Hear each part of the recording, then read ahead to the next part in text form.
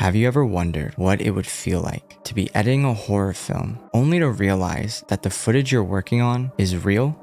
Well, that's the nightmare scenario at the core of Rough Cut.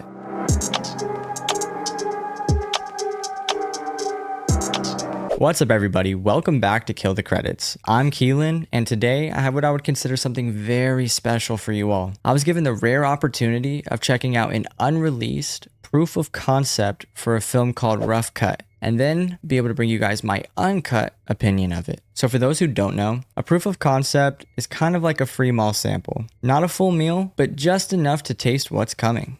Pause. They're often used to garnish financial backing in hopes of making a full-length feature film. And anybody previewing a proof of concept should always keep that in mind. You can't grade it on the same level as a full-length feature film because oftentimes they don't have complete storylines or arcs. They're strictly made to get the brain juices flowing and captivate the masses into believing in a project just as much as the creators themselves. And on that note, I'd like to quickly talk about the man who gave me the chance to peek behind the curtain, Mitchell Slan. Mitchell's the writer and director of Rough Cut. And after accidentally stumbling upon their promotional page for the film and giving it a follow, he reached out to me personally. And after a brief but really supportive back and forth conversation, he extended the offer to me. So I just wanted to say a big thank you to him for opening up the doors to me and allowing me into this world that him and his team have been tirelessly working on. All right. I know you're all just waiting for me to get to the good stuff. I'm sorry. But hey, sometimes you gotta enjoy your leafy greens before you get to the steak dinner.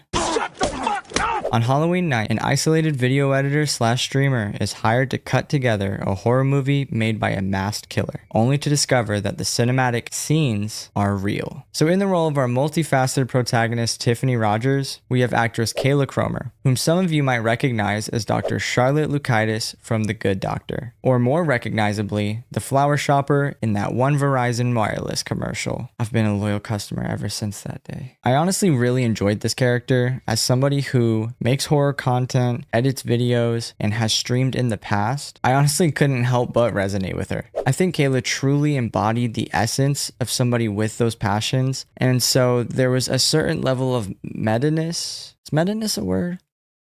To her character that made it really fun to follow along. She's unapologetically herself with a quirky sense of humor and an infectious presence. And honestly, I think you'd be hard pressed to find someone who doesn't connect with her in some way. Moving along, we have the only reason I even stumbled upon their Instagram page in the first place. You know Mr. T, Mr. Rogers, Mr. Clean, and Mr. Krabs. But do you know Mr. Cackle? No?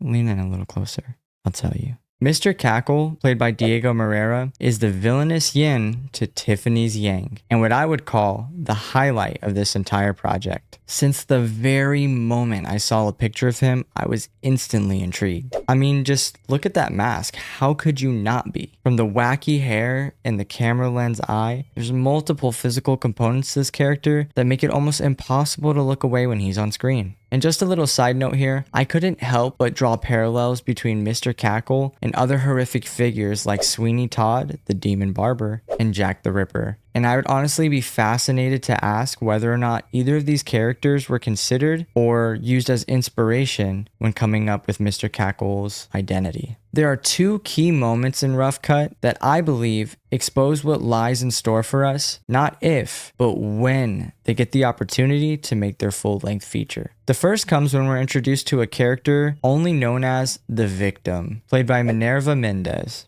Essentially, she's a good old meatbag there for one purpose, so that Mr. Cackle can show us what he's made of. In a short but to-the-point sequence, we not only get to see how vicious Mr. Cackle is, but we also get to see the abilities of the effects team. And this moment alone was enough to seal the deal for me and make me a full-on believer of the Mr. Cackle movement. And if what they give us here is indicative of what's to come, then us Carnage Candy fans are in for quite a fun ride in the future. And the second comes towards the end, and what I like to call Tiffany's shit just got real moment. This comes shortly after the realization that what she's been editing is as authentic as it can get. And in a twisted reveal, we're introduced to none other than Tiffany's mom, played by Allison Trumbull. And I'm going to try my best to navigate this part with caution, but I just had to bring it up. Unlike the scene with the victim, this is not about the brutality or the carnage. No. This is about the menacing and sadistic side of Mr. Cackle. It's about the gamesmanship and the drama, like an animal that plays with its food, seeking out something deeper than just satiating its hunger. And with what limited resources they had, I personally feel like they did a phenomenal job depicting who Mr. Cackle is. And as far as I understand,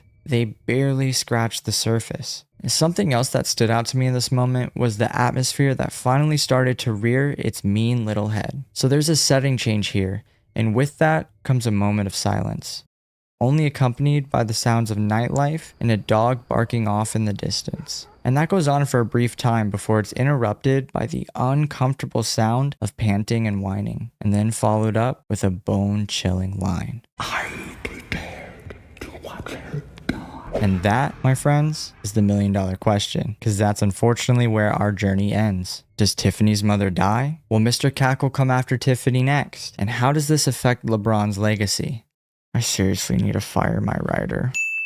We're just going to have to wait for the feature version, I guess, but I actually have some good news on that. The feature script is already complete, and it just recently placed at the Austin Film Festival as well as Slam Dance. So if anything that we've discussed today piqued your interest, please, you have to be loud and vocal about it. Mitchell and crew need as much support as they can possibly get in order for them to bring their vision to life. It doesn't cost you a thing to just take some time, go to their page, show some love. Let them know that you watch this and that you're looking forward to what they're working on. We want to have good, interesting, and original horror movies, then we've got to go back these people. So take some time out of your day, go show some love, and let's get their vision brought to life. Oh, and it also doesn't cost you anything to maybe leave a like on the video. I'm just saying. So personally, I have many ideas as to where I'd like to see these characters go and how I'd like to see the story be expanded upon. But for now, I think I'm just going to keep those close to my chest. I have a sneaking suspicion that this will not be the last time I talk about Mr. Cackle on this channel. Check the description so you can get the links to all the important people who've worked on this. And that is all I have for you today, my friends. Please be sure to hit that subscribe button and don't forget to ring the notification bell so you don't miss out on any of the horror content I'm putting out. Be safe, and I will see you guys in the next one.